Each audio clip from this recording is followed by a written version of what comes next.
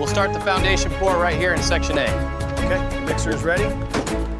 How long until we can set the frames? Looks good. That's our corner.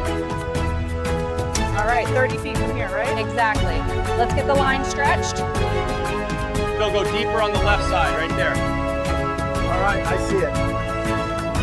Make sure the grade is level. Get that vibrator over here now.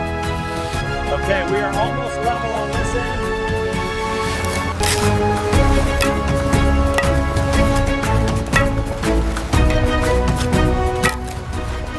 We need to adjust the pivot point slightly. It's binding on the bottom right.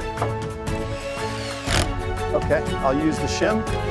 Hey, you missed a spot right there. Oh yeah, thanks. This white is blinding in the sun.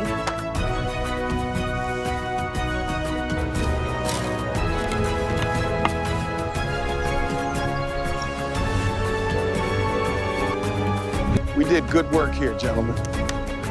The best in the neighborhood.